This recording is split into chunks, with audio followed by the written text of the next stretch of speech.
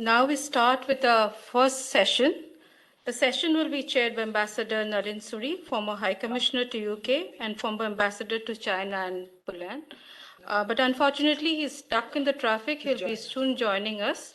The eminent speakers in the sessions are Mr. Arvind Gupta, Director, Vivekananda International Foundation, New Delhi, Professor Swaran Singh, Center for International Politics, Organization and Disarmament, School of International Studies, Jawaharlal University, Dr. Sanjaya Baru, Member, Governing Body, Indian Council of World Affairs, and Ambassador Vishnu Prakash, former Ambassador to Canada and South Korea.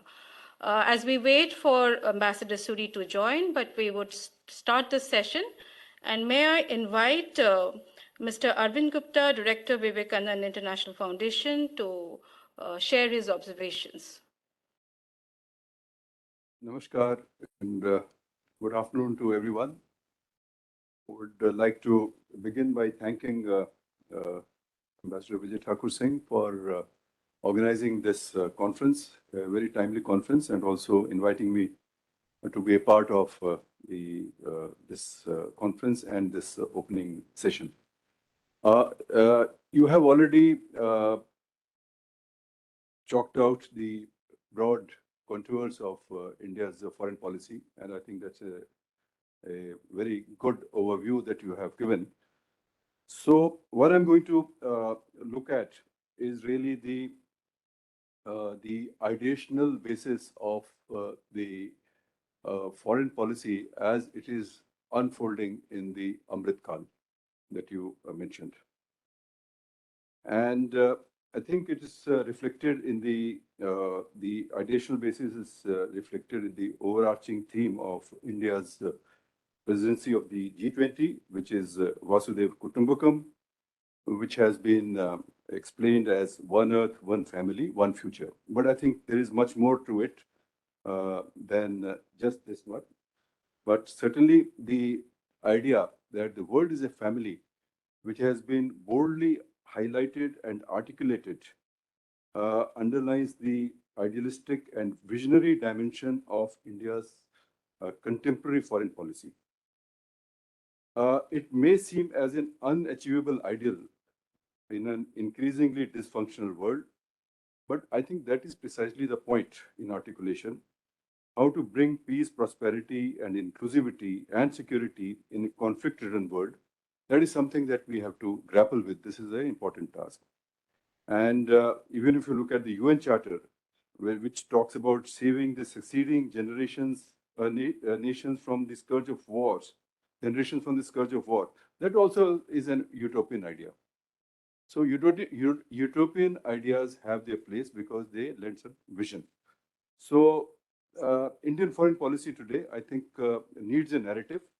And this narrative is beautifully captured in the theme of Vasudhaiva Kutumbakam. No understanding of India's foreign policy will be complete without regarding India as a civilizational state. To understand India and the thinking of Indians, one has to take into account India's long history, culture, and civilization, because that's where our values and ideals are coming from. India's foreign policy did not begin in 1947. It has deep roots and stretching back to our civilizational past and also our experiences of both as contributors to world thought and culture, also of early empires, and also the experience of invasions, slavery, and colonialism. So this is a very rich mix, and that is what is coming to influence our foreign policy. The contemporary Indian foreign policy is being articulated increasingly in terms, in phrases which are ancient, but which have never gone away actually, but they might have fallen in disuse over the last few decades. Referring to India's rich cultural heritage and thought leaderships, Prime Minister Modi articulated many times some ideas which seem fresh, but which were articulated earlier also, but perhaps not so forcefully. And Vasudhaiva Kutumbakam is one such example. But if you look at other,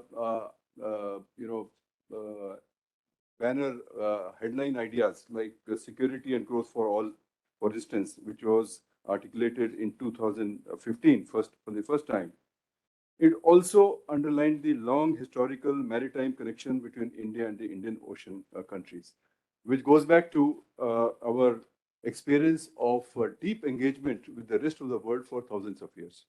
So I think these are very powerful ideas. Prime Minister Modi also invoked Mahatma Gandhi in his speeches and emphasizing India's openness to ideas from other cultures, which is again a feature of our engagement. He has often said that India will be a force for global good in the spirit of Sarve Bhavantu Sukhina and in the spirit of working together harmoniously, as articulated in numerous Vedic hymns, and of which one example is Om Sahana Bhavatu Sahana Bhunaktu Saviryam Karvavahe, etc. So there is a large number of Vedic hymns which Prime Minister Modi and others have invoked in the recent past to underline and to explain this theme of Vasudhaiva Kutumbakam. I think these are very powerful ideas and they need discussion in the context of our foreign policy. We also should look at briefly how did Indian thinkers of the last, say, couple of hundred years, or even before, looked at India. What are the sources of Indian thinking on our foreign policy? To understand India's foreign policy post-independence, it would be useful to look at thinking of our forefathers, who had original ideas about the world, about its creation, man, nature, society, and the interaction. How did they perceive India? What was, in their view, India's place in the world? Their ideas have influenced contemporary thinking. So, for instance, I came across a book on the internet, in fact, by Binoy Kumar Sarkar in 1919. He was the director of what was called the Panini Center in Allahabad. And he wrote several articles, books, and so on. And he sought to give a Hindu theory of international relations. That was in the early part of the 20th century. He also wrote a book on which was titled Beginning of Hindu Culture as a World Power, 300 to 600 AD. And this book was written in 1916. There were others also. K.P. Jaiswal, in his book Hindu Polity, written in 1924, Hindu Polity, A Constitutional History of India in Hindu Times, covered the political institutions in the era of Janapadas and Mahajanapadas. Actually, there are many examples like this, which we seem to have forgotten and which we do not discuss anymore. But Indian thinkers, scholars, were constantly trying to see what India was and also trying to look for ideas in Indian civilization and culture. And of course, Ramayana, Mahabharata, Bhagavad Gita, the sixth school of Indian philosophy, the key ideas, and these, and from here we have these very powerful ideas. These are coming from these, literature. Key ideas like ahimsa, non-violence, tolerance, accommodation, inquiry and investigation, quest for truth, coexistence, integrity of the physical world, relationship between man and his surroundings, etc., which are now being articulated as even sectoral things. For instance, when we are talking about climate change, environment, and so on, many of these philosophies are finding a place in that. So Indian thinkers, leaders, policymakers across disciplines were influenced by these ideas, even as they engaged with the Western idea of democracy, industrial revolution, colonization, war and peace, etc. And it produced some very rich, set of ideas, which unfortunately we have not explored very well. And I think now this Amrit Kal, we have this opportunity to do so. Now, idealism and moralism is not the only hallmark of Indian thinking. Indian culture is equally steeped in realism. Ramayana and Mahabharata are treatises on dharma, war and peace. Arthashastra provides guidance for dharma-based statecraft. Shivaji's tactics of statecraft and warfare are encapsulated in Agyapatra, which is a great source of Indian thought and governance, irregular warfare, relations with foreign powers, importance of maritime power, etc. Guru Gobind Singh and Shivaji both fought against Aurangzeb. And there are many other people like K.M. Panikar, a nationalist historian with global outlook, and he highlighted the need for making India a maritime power and also drew attention to India's place in the Indian Ocean. And these ideas are influencing today our thinking on the Indo-Pacific. Indian freedom struggle produced a variety of thought currents ranging from moderate to revolutionary. Whether moderates or militants, their patriotism and nationalism was beyond doubt. Indian National Congress represented these tendencies. The 1906 session of Indian National Congress in Surat brought into open the conflict between opposite views on nationalism to the fore. On one hand, there was Gopal Krishna Gokhale, the moderate, who was in favor of cooperating with the British Empire to win concessions for India, while on the other, there was Bal Gangadhar Tilak, who represented the voice of revolutionary trends. Thinkers like Veer Savarkar emphasized cultural and territorial nationalism, while Tagore talked about nationalism and internationalism. Gandhi built his political philosophy on truth, non-violence, and satyagraha. In the Hind Swaraj, he engaged with Hindu religion, values, culture, society, economy, modernism. Nehru, educated in the West but fully conscious of Indian heritage, history, and culture, was deeply influenced by Fabian socialism and socialist ideas. The Indian left was impressed by Soviet and Chinese communism. People like Tagore, Kalidas Nag, UN Ghoshal, Suniti Kumar Chatterjee emphasized the cultural and civilizational links between India and the outside world, particularly China and Southeast Asia.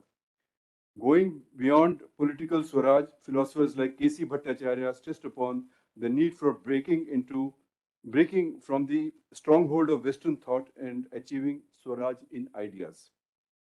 K.M. Munshi, R.C. Majumdar were staunch supporters of writing Indian history from the point of view of Indians.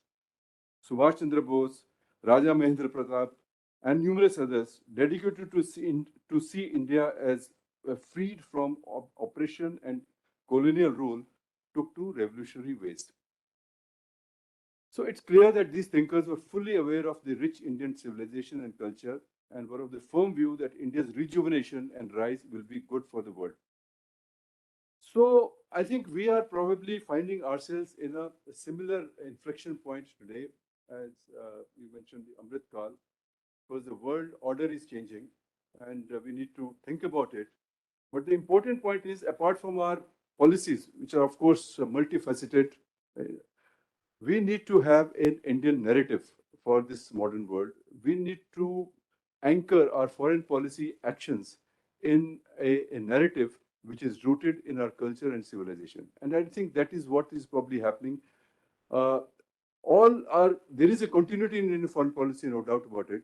But I think it's the last 8 years under Prime Minister Modi, we have become bolder and more forthcoming and less apologetic about India's culture and civilization. And I think that is something which is a positive trend, and this is something that we need to work on further. Thank you very much for giving me this opportunity. Thank you, sir, for a very insightful take on Indian foreign policy and the need for foreign policy to have a narrative which is rooted in our culture and civilization. Now we go to the second speaker. May I invite Professor Swaran Singh, Center for International Politics, Organization and Disarmament, SIS JNU, to share your observations. Over to you.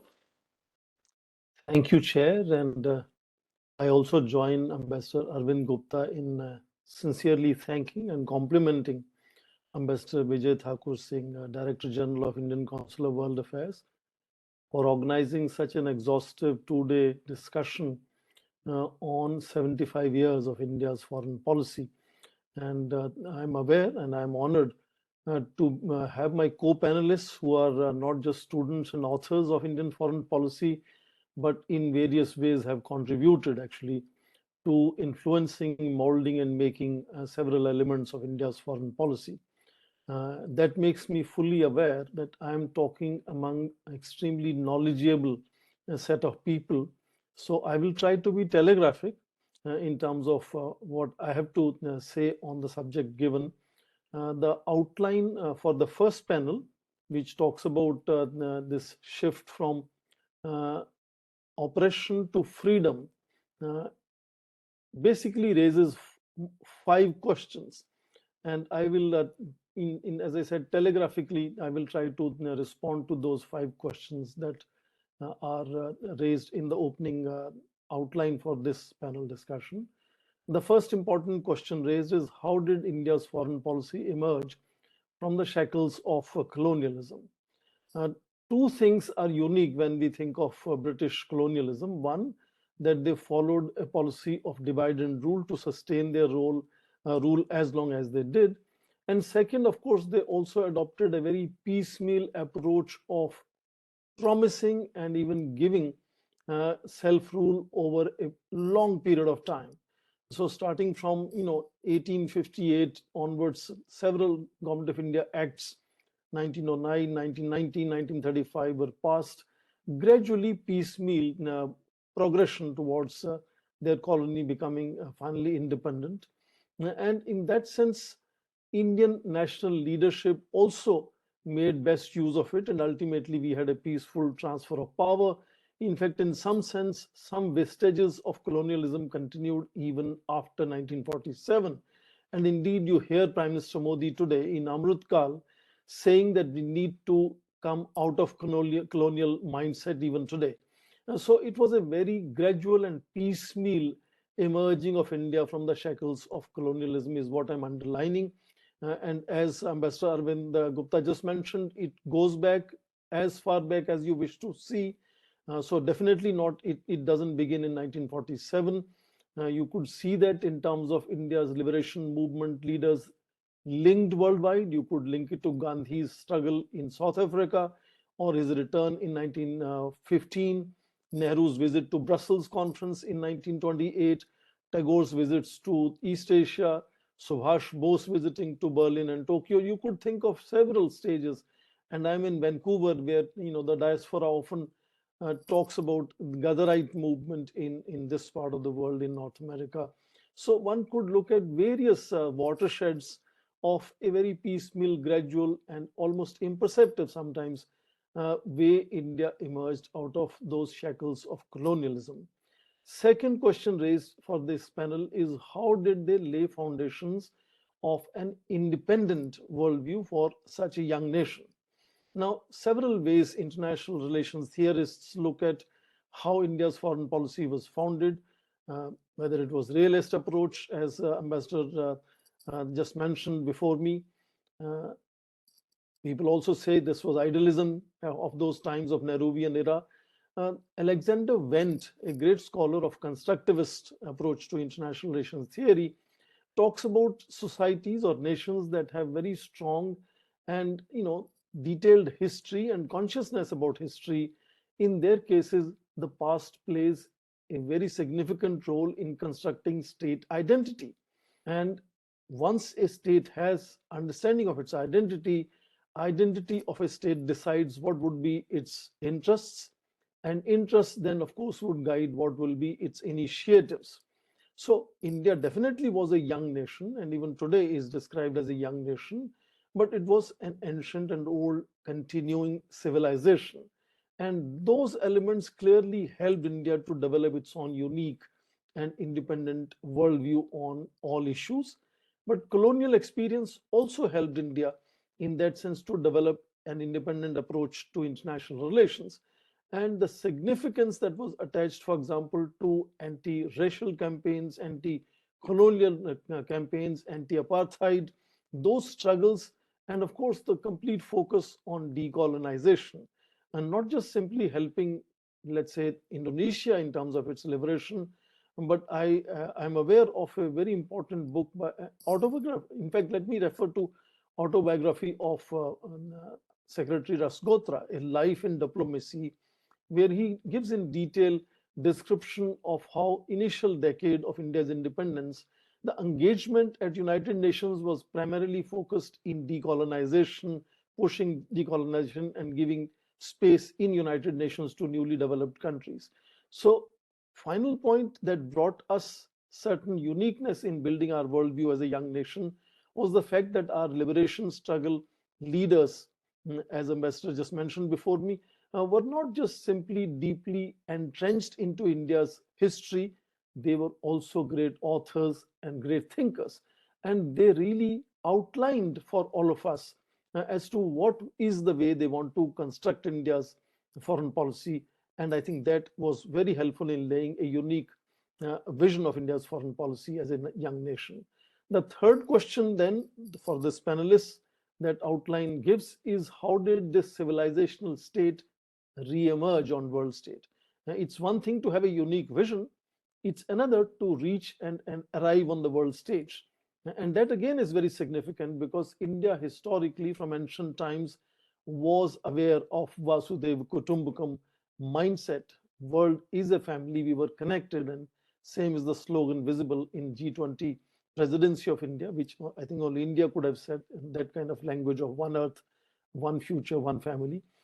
So here again, India's connectivities, culture and commercial with East Asia, India's indentured labor going all the way to Africa and American continent, India's naval connections with the Chola and Maratha navies across the Indian Ocean littoral, all the way from East Africa to East Asia.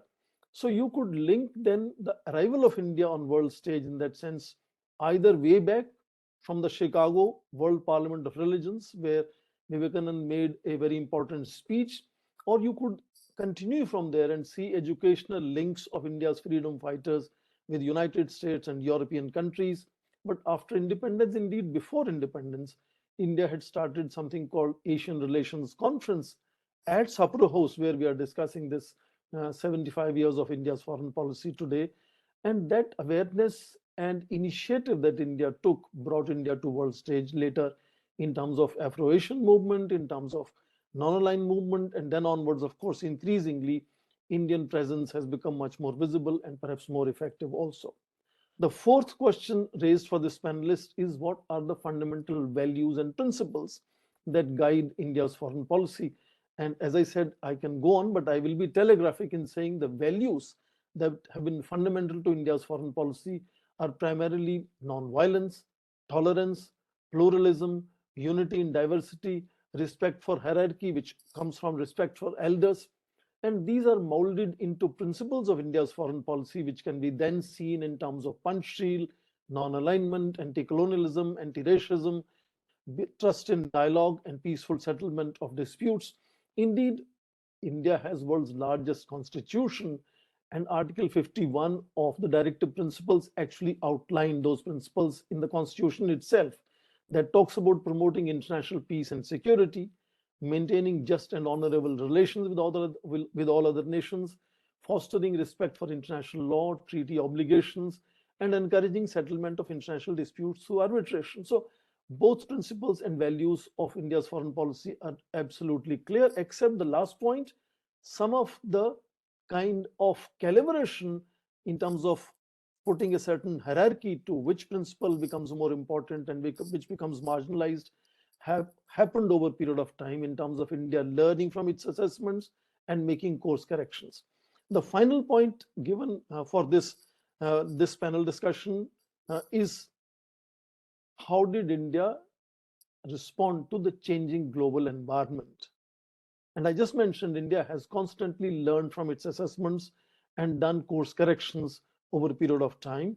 So India has very clearly moved from being a third world leader to emerging, sort of as a one with the emerging economies. And today India is seen as not just aspirational India, but even assertive India. So one could see again multiple watersheds of these course corrections. How has India engaged and handled with the environment around it and how that environment has evolved? I think the first important watershed for me was the war with China in 1962, where India's defense expenditure was doubled over 1 year. And then, of course, India focused more on not just defense, but also soft balancing in terms of connecting with groupings of nations. And Afro-Asian nations connectivity and non-alignment movement emerges from there. One could go and talk about second big watershed will be liberation of Bangladesh, or you could then talk about collapse of Soviet Union. But I want to very quickly come to, my time is finishing. So I want to take 2 minutes to underline how Ukraine war of last year would be seen as an inflection point, another final watershed where India as if has come out, and India has really come to a certain age where India's assertive approach to articulating its national interest is not just becoming far more assertive, but also far more acceptable. And I think a kind of tightrope walk of calibrating between China, Russia, and set of countries on one side, and United States and Europe and other countries on the other, India has managed to sustain its assertions without actually hurting those relationships with these countries. And that has seen over a period of time these countries not just appreciating, but I think even respecting India's point of view. And I think that is something that is a great celebration at 75 years of India's foreign policy, when we move into a stage called Amrit Kal, and these next 25 years creating far more complex realities, as Director General Ambassador Singh just mentioned. This period is going to offer far more nuanced and complex challenges for India's foreign policy. And I think this is a beginning of that new engagement that India has from now. 2014 elections, for example, were fought with a clear understanding that India so far had been kind of punching under its weight. And that new assertion since then, I think, is clearly visible for us now. And in this new stage where world is post-pandemic, world is looking at how to reorganize connectivity, food chain, supply chains, production chains, how to organize various other institutions. That kind of reset post-pandemic, again, I think will be another important opportunity for India to assert its voice and contribute its wisdom.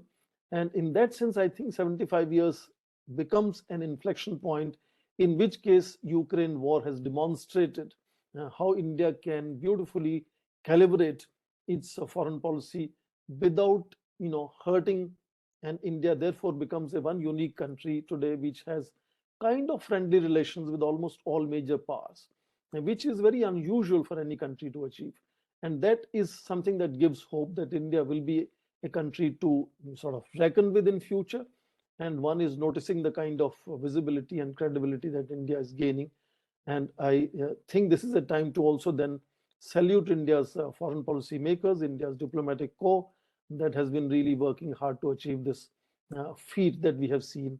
And many of them will be speaking in these 2 days, and I look forward to listening to them and learning.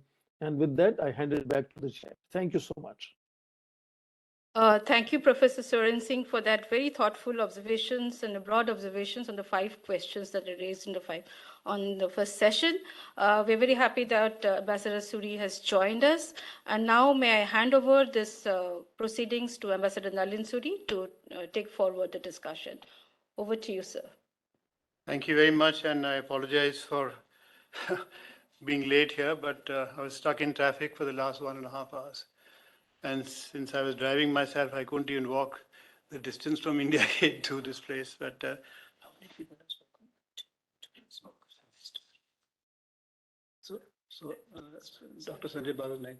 So I had some opening remarks to make, but I think I'll leave that for the end if there is time.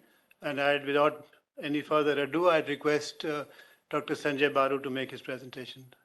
Dr. Baru, you have the floor. Thank you very much. Am I audible? Yeah. Thank you very much, Dr. Surie and Ambassador Singh, for inviting me to speak in this session. I look forward to your observations, Nalin. I was hoping to listen to them and learn from them. Let me take forward this conversation as it has happened till now. I think Swaran Singh has placed the perspective in a right perspective. There is always in a democracy a temptation for the government of the day to differentiate itself from previous governments. And therefore, there's always this temptation of saying that there's something new about policy, economic policy, etc.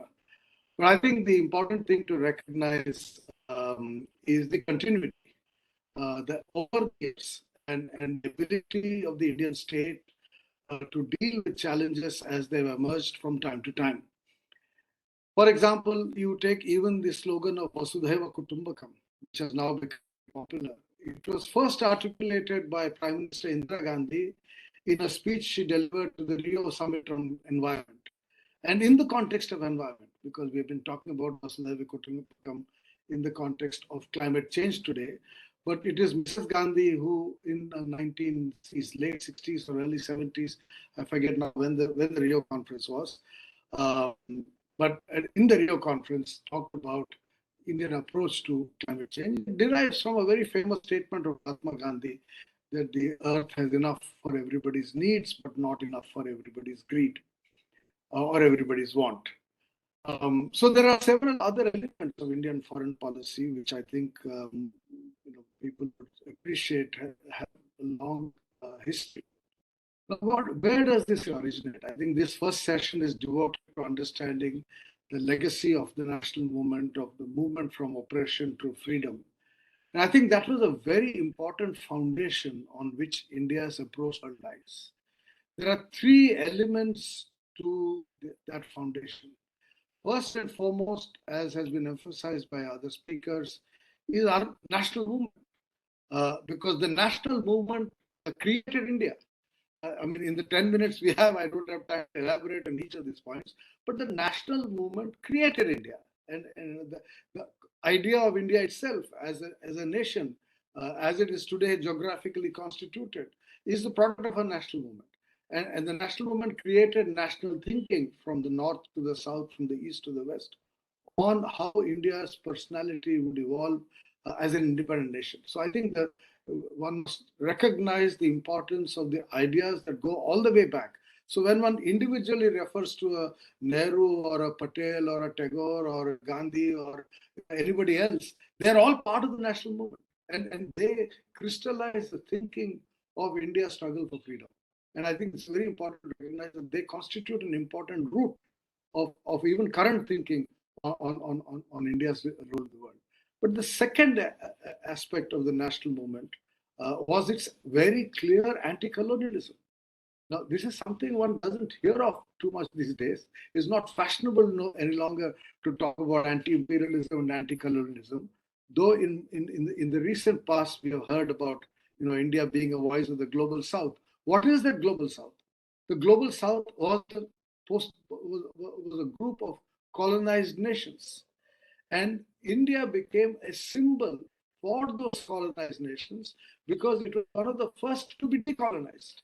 Under the leadership of Gandhi, Nehru, etc., the decolonization of India, the end of the British Empire, inspired countries in Africa, Asia, and Latin America. And therefore, the whole anti-colonial movement, the anti-imperialist movement, which took roots through the 50s and 60s, shaped Indian thinking. I mean, for example, the concept of an independent foreign policy, of strategic autonomy, comes from that history of a nation that was under colonial rule, that is asserting its independence, it's asserting the need for an independent voice in world affairs, but also the freedom to pursue its own national security interests on its own. And therefore, I think we must recognize the significant influence of anti-imperialism and anti-colonialism. And incidentally, these are phenomena that remain even today. For example, the Ukraine conflict, which has been referred to, so much of this conflict is about big power politics. It's about access to resources. The access, for example, to energy has been the source of conflict for the last 50 years. I mean, before Ukraine, you had Iran, you had Middle East, you had the wars in the Arab world, in Africa. All of these, to some extent or the other, have been linked to seeking access to energy, seeking access to resources, which has been the dominant element of the entire colonial experience, the Western control over resources in the rest of the world. And so a lot of what appear to be contemporary battles are rooted in fact, this enduring legacy of colonialism and imperialism, which I believe an average Indian has not forgotten. In fact, I want to add that even the government's recent exposition of the concept of global south is a response to a generalized public kind of reaction, favorable reaction to the position, for example, that the foreign minister Mr. Jaishankar took when he said that Europe thinks Europe's problems are the world's problems, and they don't pay attention to our problems. That idea has become deep-rooted in the popular thinking, which I think reflects a persistent anti-colonial, anti-imperialist tradition in our foreign policy. Finally, and most importantly, in my judgment, is India's pursuit of its own economic development.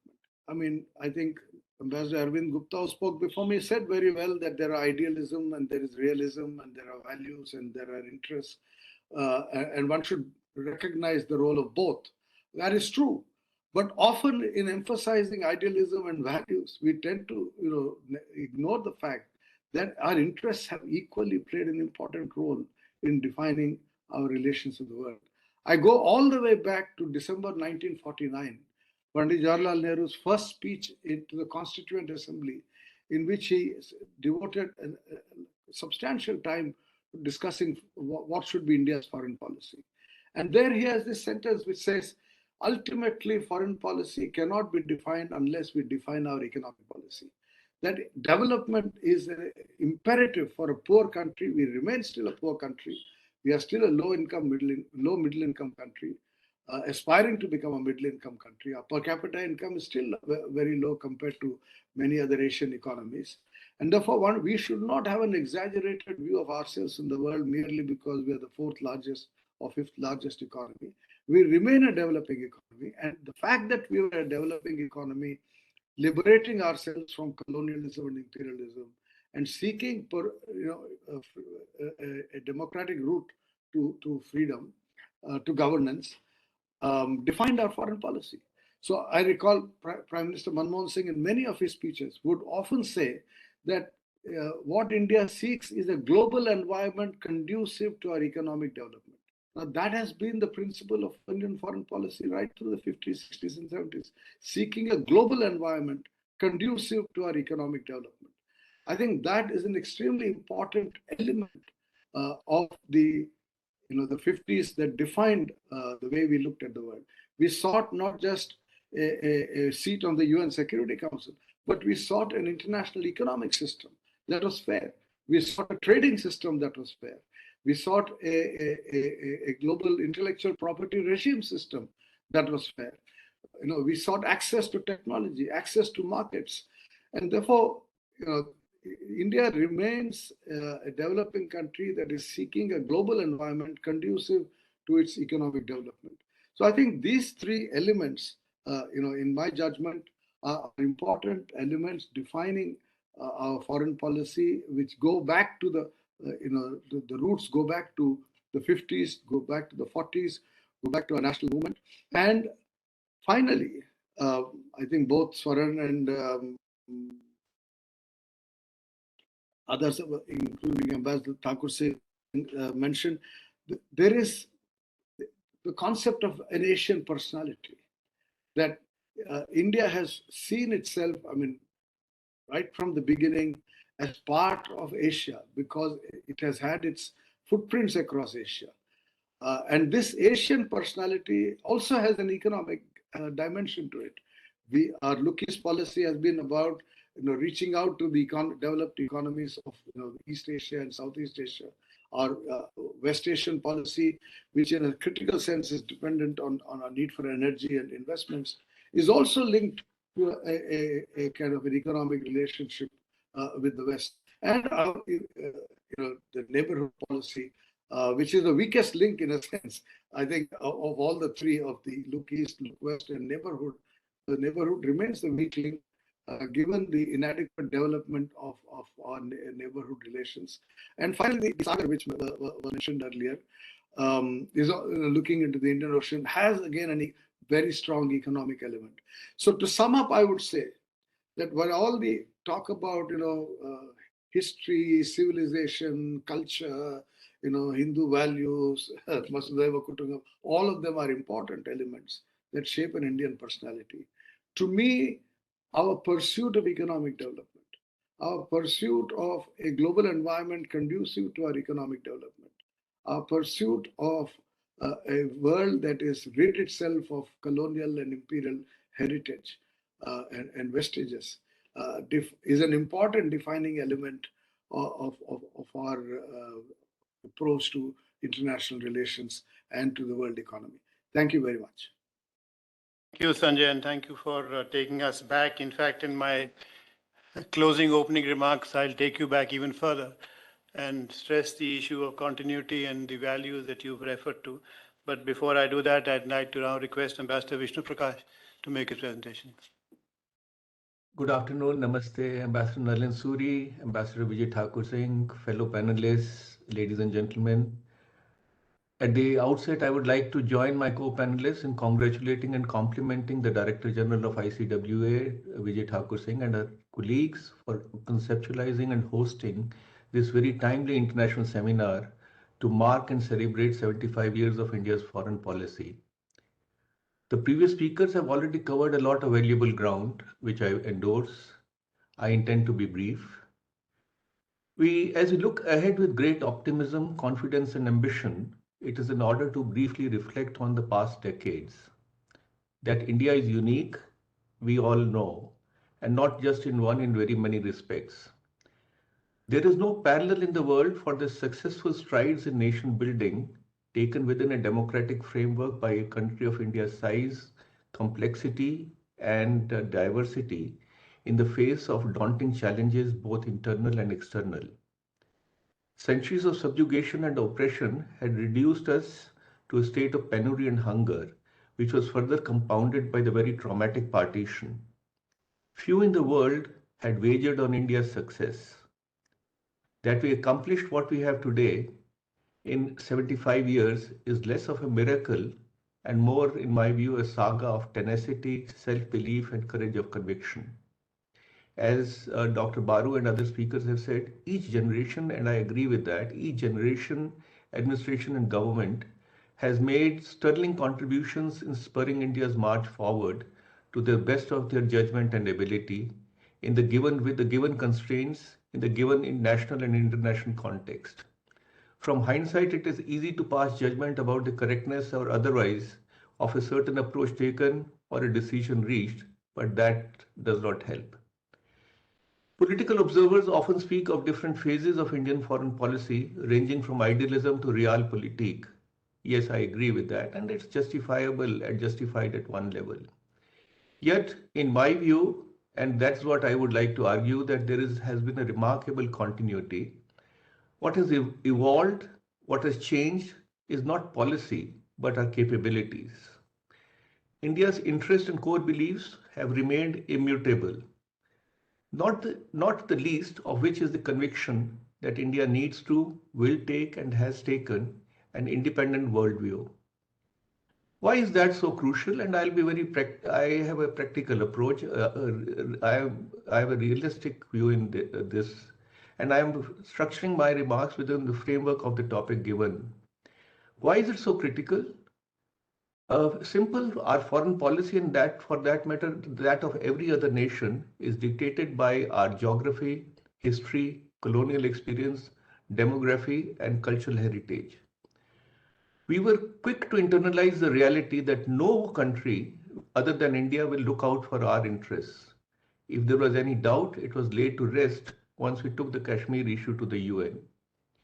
We learned the 101 of international relations on the trot, that political expediency, self-interest, and economic power, not necessarily equity or justice, shape the outlook and responses of each nation, regardless of the lofty pronouncements or packaging.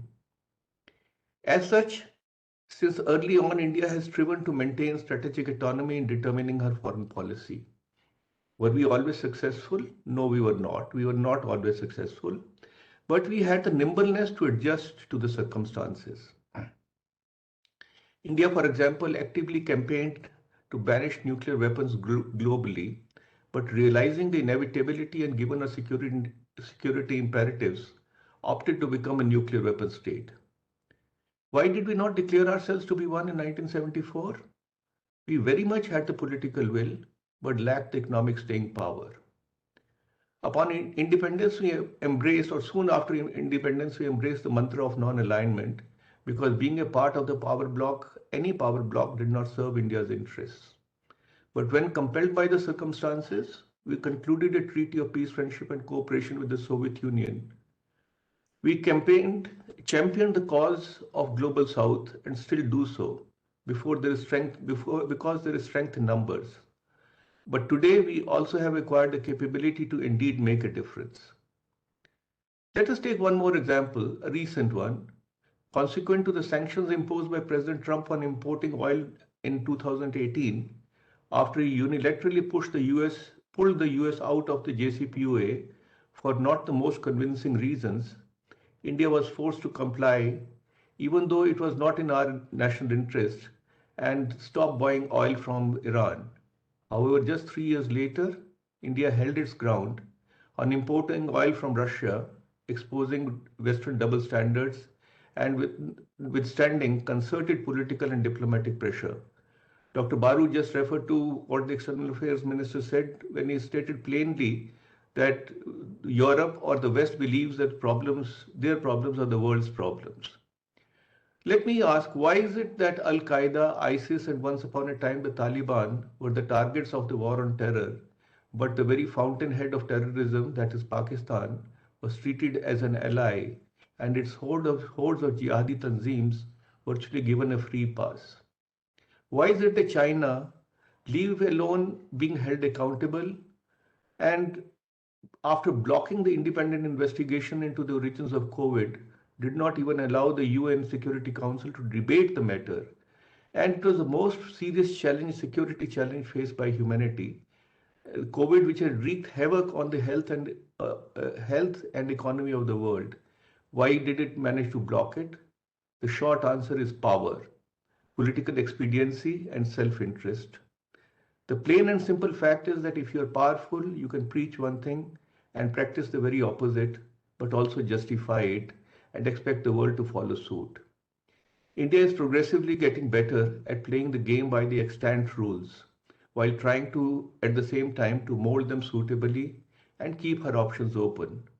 The key to success, and I again agree with Dr. Sanjaya Baru, is economic growth, economic strength, economic growth. And that is what we are focusing on strongly. The journey ahead will progressively become more challenging, yet rewarding. I have no doubt that we are up to the task. Thank you very much. Thank you, Vishnu. I think that was very cogent and very accurately presented. May I now, Ambassador Vijay Thakur, make my opening remarks as closing remarks? Forgive me for doing this, but I think there's no option. But I think in many ways, what I'm going to say is going to be a little more focused and more tied to the agenda given to me and the annotations given to us. My thanks to ICWA and to Ambassador Thakur Singh for inviting me to chair this first session on 75 years of Indian foreign policy. There is much to celebrate, and this first session underlines the structural basis of India's foreign policy, namely an independent worldview, and a situation I think which remains unchanged. Talk of strategic autonomy notwithstanding. This foundation has served us well over the last 75 years and will, in my opinion, continue to serve India well. It is reflective of India's civilizational values, its past, its size, its cross-sectoral achievements, its potential, and plural and democratic credentials. Independent modern India's foreign policy was no doubt influenced by the events of the early 20th century. Not only our independence struggle against oppressive and exploitative colonial rule, but also the backdrop of the two world wars, in which lakhs of Indian soldiers fought and thousands laid down their lives. Yet India was not given a permanent seat on the UN Security Council. India's contributions to the victories of the Allies in both world wars is now only grudgingly acknowledged. In return, India got partitioned. During the Cold War, we were asked to take sides without understanding the philosophy behind India's foreign policy and its foundations. It should also be borne in mind that the postulates of India's foreign policy were drawn up in the Constituent Assembly in the aftermath of the Pakistan aggression in Kashmir and the games played against India on this issue in the UN Security Council. Besides, it was a time during which India was handling the huge and complex issues that arose out of partition and of nation building, which required consolidating the unity and territorial integrity of India. The issue of development and poverty alleviation was also receiving great attention of our then leadership, as it does continue to play to even now. Yet in the midst of all this, the founders of our constitution laid down the trajectory of Indian foreign policy. This is contained in Article 51, and it's worth rereading what Article 51 says. It says, the purpose is promotion of international peace and security, and for this the state shall endeavor to do four things. First, promote international peace and security. Second, maintain just and honorable relations between nations. Third, foster respect for international law and treaty obligations in the dealings of organized people with one another. And finally, encourage settlement of international disputes by arbitration. The above provision was adopted by the Constitutional Assembly on 25 November 1948 as then Article 40. The driving force behind this formulation was Dr. B.R. Ambedkar. The directives contained in the Constitution by their very nature require India to take an independent worldview which is anchored in the fundamental premise of peace. And that takes me to the deliberations of the Asian Relations Conference in March-April 1947, well, even before India became independent. At that conference, some of our tallest leaders had spelled out the values and principles that would underpin Indian foreign policy. On 23rd March 1947, in the plenary session of the Asian Relations Conference, Jawaharlal Nehru in his inaugural address said, "In Asia, the mind of man searched increasingly for truth." He went on to say, streams of culture have come to India from the West and the East and been absorbed in India, providing the rich and variegated culture which is India today. But India was not, he argued, swept away or overwhelmed by the streams of influence from China, Iran, Irano-Arabia, etc. Importantly, he added, and I quote, "We have no designs against anybody. Ours is the great design of promoting peace and prosperity all over the world," unquote. Looking ahead, he said, and I quote, "We propose to stand on our own feet and to cooperate with all others who are prepared to cooperate with us. We do not intend to be the playthings of others," unquote.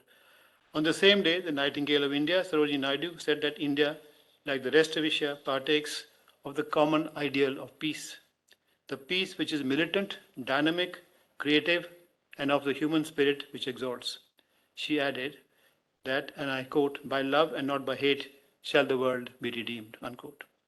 At the second session of the opening plenary of the ARC on 24th March 1947, Dr. Sarvapalli Radhakrishnan said, and I quote, "I do hope that a liberated India will exert her greatest influence on behalf of the subjected and suppressed people of Asia," unquote. He explained that, and I quote again, "From the beginning of history, the contribution of this country, India, has been one of building up the peace," unquote. And he concluded by saying and exhorting, "The world has to be made free, and unless the world is made free, there cannot be one single world," unquote. Freedom, peace, and an independent worldview were thus, to my mind, ingrained in the collective conscience of the Indian intelligentsia and leadership well before India formally gained independence. These principles continue to provide the bedrock of Indian foreign policy. Thank you. We still have 5 minutes, so I'm going to now throw the floor open for questions. If any of our listeners have questions, they are requested to raise them now, and if they have a preferred speaker who they would like to respond, please also indicate that. So there is a question from my colleague here in the chat box to Ambassador Arvind Gupta. Yeah. The question is, sir, you rightly highlighted importance of an Indian narrative rooted in the Indian culture. Do you think it's a challenge to blend realism with Indian narrative and concepts such as Vasudev Kutumba? Is Dr. Gupta available? Yeah. Yes, yes.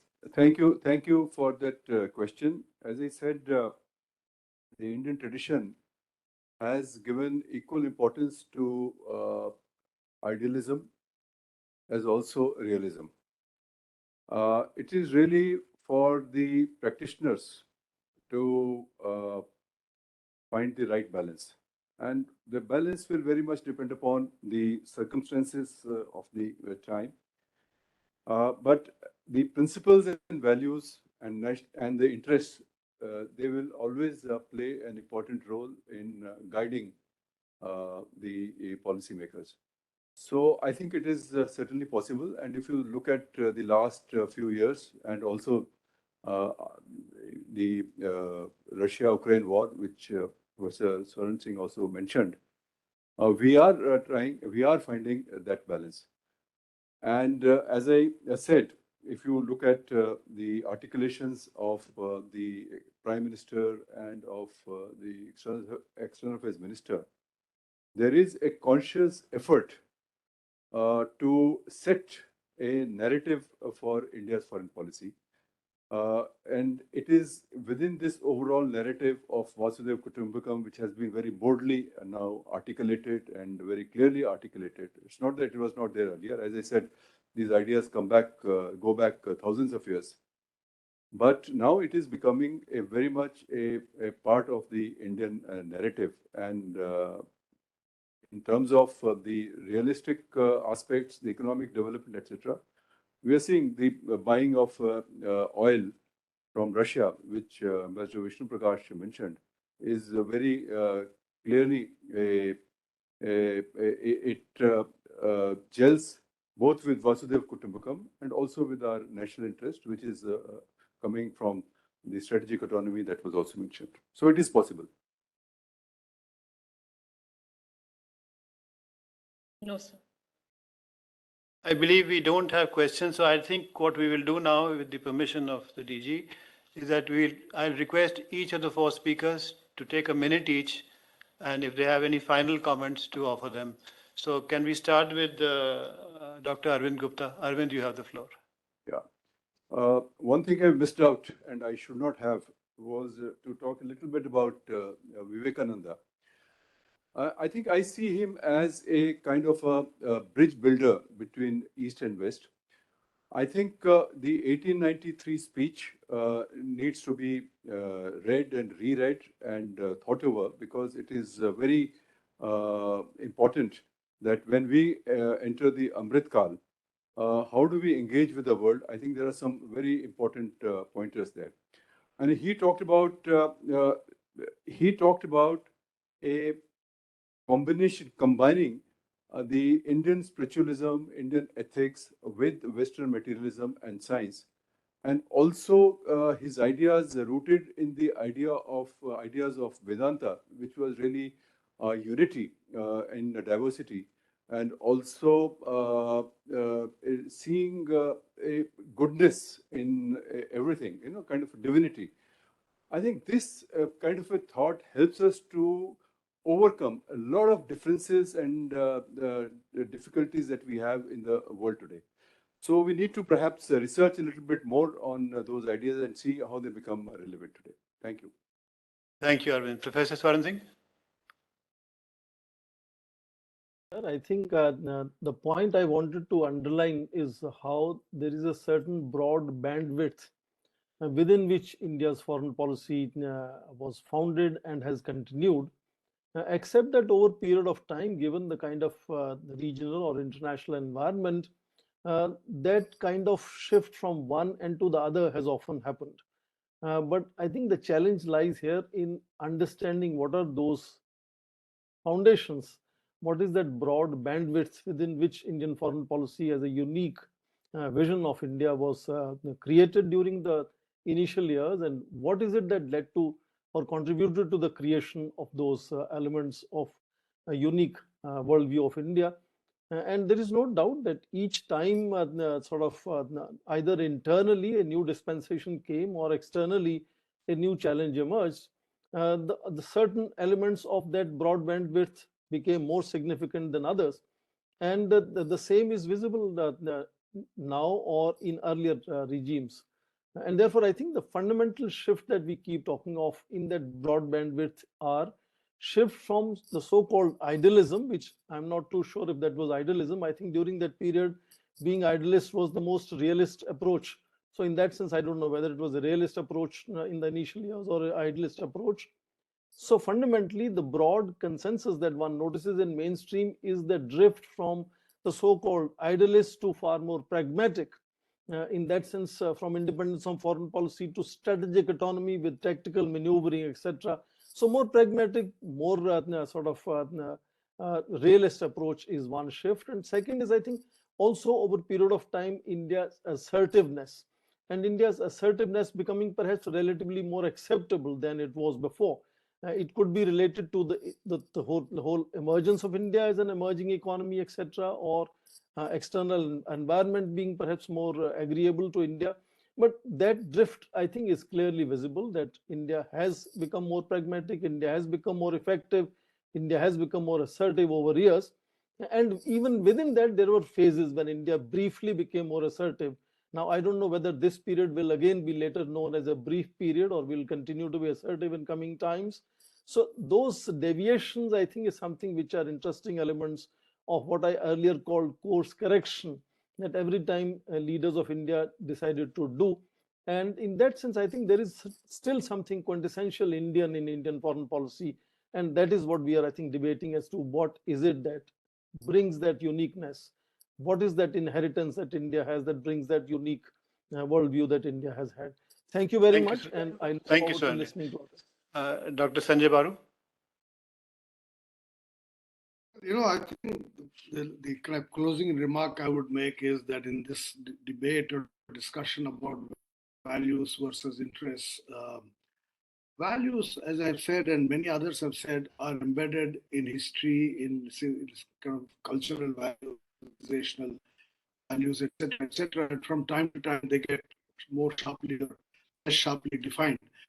But I think the interesting thing is that while values have history and a long legacy, interests are a function of capability. And that is where interests have changed because our capabilities have changed. Our economic interests have changed. Our links with the world have changed. And as these links change, as these stakes change, as our requirements change, those interests change. I mean, interests are not purely territorial. It's not just about a piece of land contested between India and Pakistan and India and China. The interest in access to energy, access to technology, access to markets. These are all interests. And those interests change from time to time. And as India's economy has grown, many of those interests are increasingly articulated, better articulated, more powerfully articulated. So, I think what foreign policy has to do, I guess, is to, offer the outer cover of values, which remain more long term, because values don't change from year to year. They are enduring, they are long term, they define one's personality. But interests do change. And how these two are combined is a job that all of you are involved in doing. Thank you, Sanjay. Ambassador Vishnu Prakash, 1 minute, please. We are running out of time. Sir, 59 seconds. Greetings. As far as I'm concerned, I think that India has found or is close to finding its sweet spot. The big and the operative word is evolution. There was a time when being a brown Englishman was considered very fine. Today, being an Indian, you wear that as a badge of honor. Today, economy is not just taking off, but was not just at the takeoff stage, it's taking off. And the world is ready to embrace India, welcome India, and recognize that India has a space and should gain that space. The task is uphill, but I have no doubt that India is well on the way to achieve or reclaim the space that is legitimately due to India. Thank you. Thank you, Vishnu, and thanks to all our 4 speakers. I think that is a very good beginning for this seminar. And I'd like to once again thank ICWA and the Director General for inviting us all to set the ball rolling with this first session. Thank you all, and thank you, ICWA. With this, we conclude this session. Thank you. Thank you, Ambassador Surie, and the distinguished panelists for such an enriching discussion.